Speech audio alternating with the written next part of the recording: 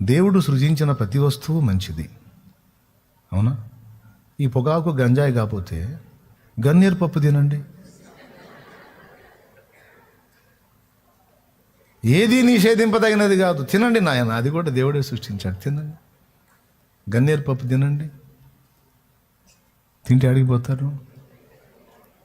Endosulfan నోవాక్రాను కూడా దేవుడే సృష్టించాడు.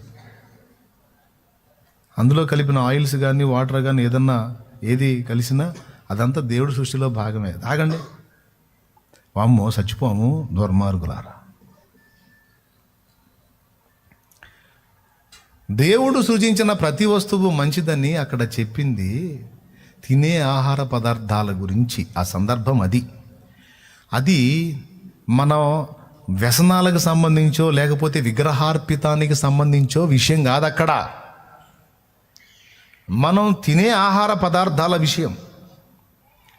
కొంతమంది అతి చేసి తినే ఆహార పదార్థాలను కూడా కొన్నిటిని తినొద్దు అని కొంతమందిని ఇబ్బంది పెడతారు. పెళ్ళిని కూడా నిషేధిస్తారు, పెళ్లి చేసుకుంటే పాపమని బోధిస్తారు.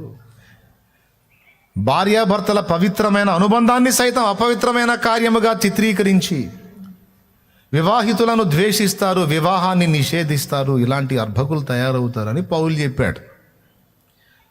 కానీ వీళ్ళు దాన్ని తీసుకొచ్చి ఇంకొక వాళ్ళు చేసే చెడు పనులకు వాక్యాన్ని అడ్డం పెట్టుకొని చూడండి. ఇప్పుడు వాళ్ళు వచ్చిన ఫస్ట్ నేను చూపించినప్పుడు మీకు అరే కరెక్టే కదా అనిపించింది కదా, ఇప్పుడు దాన్ని వివరించినాక వామ్మో అనిపించింది.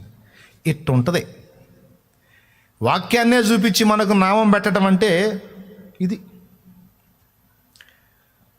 మళ్ళీ వీడు కదిలితే వాక్యం అంటుంటాడు, కదిలితే అసలు మనం లేఖనాలు బ్రదర్, మనం లేఖనాలు అంటుంటాడు. వాడు మాట్లాడుతుంటే లేఖనాలు మైండ్ బాద్ది మనగా. వామ్మో ఎంత లేఖన పరిజ్ఞానం, వాడి బొంద పరిజ్ఞానం. ఒక వచనం పట్టుకొని ఊగులాడుతుంటాడు. ఈ కడవరి దినములలో దేవుని కొరకు ఆసక్తి కలిగిన వాళ్ళు ఎంత ఎక్కువో, దేవుని పనిని పాడు చేయటానికి భ్రమపరచు ఆత్మల చేతికి చిక్కిన వారు కూడా అంతే ఎక్కువ. ఇప్పుడిప్పుడే కొన్ని మీకు అర్థమవుతున్నాయి, ఇక ముందు ఇంకా అర్థమవుతాయి. ఇప్పుడు అవసరం వచ్చింది కాబట్టి చెబుతున్నాను నేను, లేకపోతే ఈ విషయం ఎత్తేవాడినే కాదు. కానీ ఇది అందరూ తెలుసుకోవాల్సిన సంగతి. అచ్చ ఒలీవ నూనె కాదు, నకిలీ ఒలీవ నూనె ఉన్నది, కానీ ప్రదీపాన్ని వెలిగించడానికి అన్నాడు. అలాగే మనం వెలగటానికి కూడా ఒరిజినల్గా పరిశుద్ధాత్మ శక్తిని పొందాలి. కానీ ఏం జరిగిద్దో తెలుసా? కొత్తగా దేవునిలో కళ్ళు తెరిచి దేవునికి భక్తి చేయటం మొదలుపెట్టి దేవాసక్తి కలిగి దేవుని పాదాల దగ్గరికి వెళ్ళి అత్యధికంగా ప్రార్థన బాగా ప్రార్థన చేసి దేవుణ్ణి అడుగుతా ఉంటారు. దేవా నీ అభిషేకం ఇవ్వు, వరమునివ్వు, శక్తినివ్వు, బలమునివ్వు, నాకు నీ ఆత్మనివ్వు, నీ ప్రభావముతో నన్ను నింపని అడుగుతూ ఉంటారు. బాగా అడుగుతారు. ఈ బాగా అడిగేటువంటి పరిస్థితుల్లో దేవుని ఆత్మ జోక్యం చేసుకోవటానికి ముందు దురాత్మలు జోక్యం చేసుకునే ఛాన్స్ ఉంది. ఆ దురాత్మలు భ్రమ పెట్టే అవకాశము ఉంది. కాబట్టి అన్ని వరాల కంటే కూడా ముందు మన మోకాళ్ళుని పరిశుద్ధాత్మ అభిషేకము ద్వారా అడగవలసిన వాటిలో ఒక ప్రాముఖ్యమైనది ఏంటంటే వివేచన. ఇంట్రెస్ట్ ఉంటే రాసుకోండి. మీరు పెద్ద మేధావులు అయితే ఏం రాయాల్సిన అవసరం లేదు. మీరు పెద్ద మేధావులు అయితే రాసుకోవద్దు, ఏదో నాలాంటి తిక్కలోళ్ళు అయితే రాసుకోండి. దేవునికి స్తోత్రం, హల్లెలూయా. ఏ వరం అడగాలి? ఆత్మ సంబంధి అయిన వాడు అన్నిటినీ వివేచించును కానీ అతడు ఎవని చేతనైనను వివేచింపబడడు.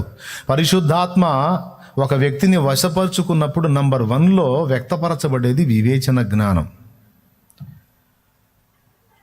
కృపా వరాలను నువ్వు అడుగుతున్నప్పుడు, కృపా వరములను నువ్వు అడుగుతున్నప్పుడు వివేచన జ్ఞానం కానీ నీవు కానీ పొంది ఉండకపోతే, వివేచన జ్ఞానం నీకు లేకపోతే, నువ్వు అడిగిన వరాల ముసుగులో దురాత్మ నిన్ను భ్రమపరిచే ఆత్మవశానికి అప్పగించి నిన్ను తప్పుడు ట్రాక్లోకి తీసుకెళ్లే ఛాన్స్ ఉంది. క్లియర్గా చెప్పానా? మళ్ళీ ఒకసారి చెప్పేదా?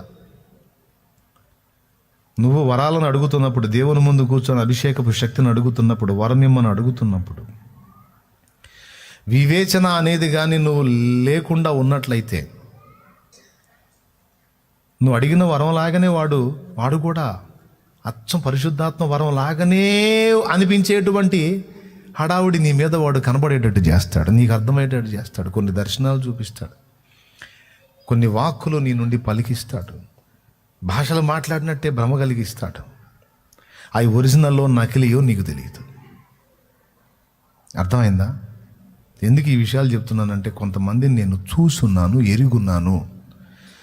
స్టార్టింగ్లోనే నాకు ఇవన్నీ చూపించేశాడు దేవుడు. ఇది ఇదిలా ఉంటుందిరా, ఇది ఇలాగా ఉంటుంది. వరమును గురించి పెద్ద తపనగా అడుగుతున్నావు, కానీ నువ్వు అడగాల్సిన వరం ఏంటో తెలుసా? ముందు వివేచన జ్ఞానం పొందాలి.